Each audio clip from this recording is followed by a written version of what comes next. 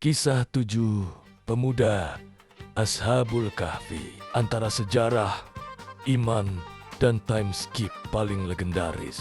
Bayangin, hidup di zaman ketika percaya kepada satu Tuhan. Itu berbahaya, bukan sekadar dibully, tapi bisa dipenjara, disiksa, bahkan dibunuh.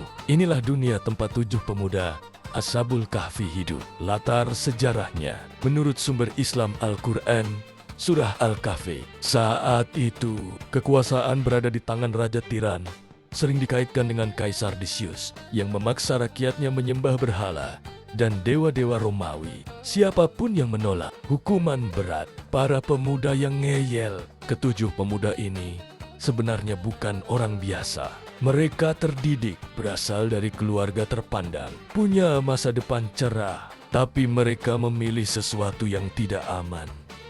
Iman kepada Tuhan Yang Esa, alih-alih ikut arus demi aman.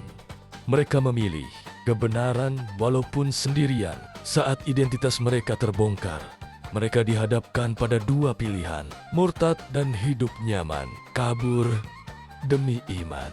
Mereka memilih kabur. Pelarian ke gua.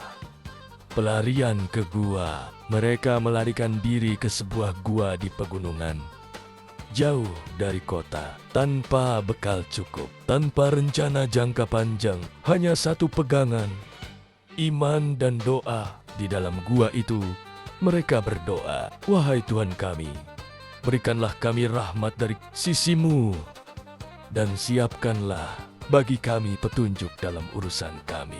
Dan disinilah keajaiban terjadi. Tidur panjang, time skip 300 tahun. Allah membuat mereka tertidur sangat lama. 309 tahun menurut perhitungan lunar.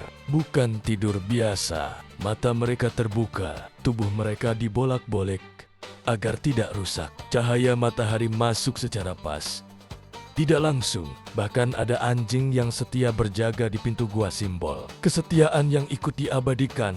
Sejarah bangun di dunia yang berubah total. Saat mereka terbangun, mereka mengira hanya tidur sehari atau setengah hari. Salah satu dari mereka turun ke kota untuk beli makanan. Masalahnya, uang yang ia pakai adalah koin kuno yang sudah tidak berlaku selama ratusan tahun. Orang-orang kaget, cerita pun terungkap. Dunia sudah berubah.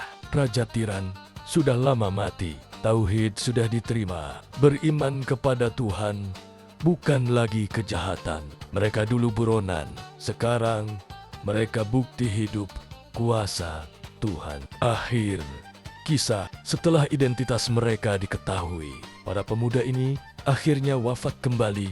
Menurut banyak riwayat, Allah menjadikan kisah mereka sebagai penguat iman, bukti kebangkitan, pelajaran lintas zaman.